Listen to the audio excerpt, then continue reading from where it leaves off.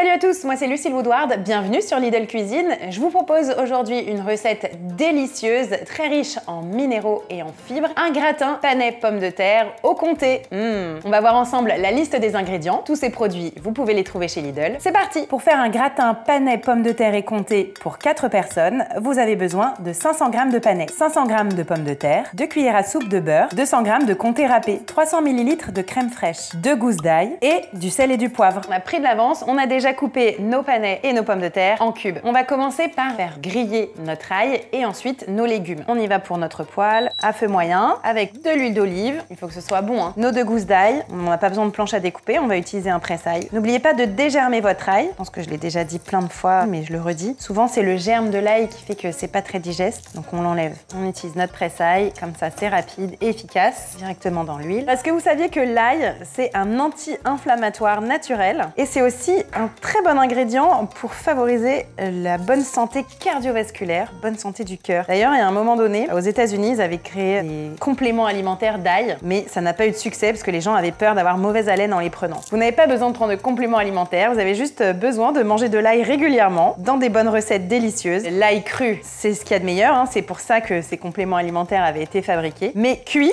elle a aussi beaucoup de vertus, notamment dans l'installation d'une bonne flore bactérienne, hein. C'est un prébiotique, c'est-à-dire que c'est un aliment dont se nourrissent les bonnes bactéries de vos intestins pour favoriser les probiotiques, donc les bonnes bactéries dans vos intestins. On y va, hop, on presse notre ail. Ça commence déjà à sentir très très bon ici. Et ensuite, on va écouter l'ail qui chante dans la poêle à feu moyen. Et ensuite, on va mettre nos panais. Alors, ça peut être des panais congelés, hein, si vous n'en trouvez pas frais. Nos 500 g de panais cuits en petits cubes. Vous pouvez aussi faire en rondelles, bien sûr, pour avoir le côté gratin parfait. Mais moi, j'aime bien quand ça va vite et que c'est facile. Donc, en petits cubes, c'est aussi très bien. Et on y va pour 5 minutes de cuisson. On va pas cuire complètement ici nos légumes, c'est plutôt pour les enrober, les faire un petit peu griller, leur donner le bon goût de l'huile et de l'ail, mettre un peu plus fort, que ça grille un peu, juste 5 minutes. Et pendant que nos légumes cuisent, on va s'occuper de notre crème pour le gratin. Avec notre bonne crème fraîche. Bon, c'est clairement une recette de franc-comtois, avec de la crème fraîche et du bon comté. C'est vraiment mes origines. C'est une recette qui fait vraiment plaisir, c'est très gourmand,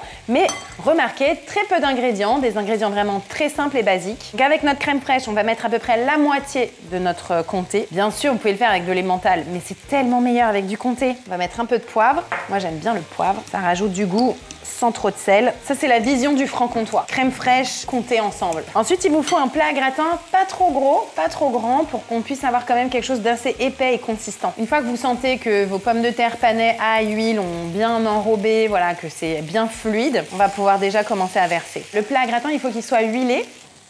Hop. On étale bien, une fine couche.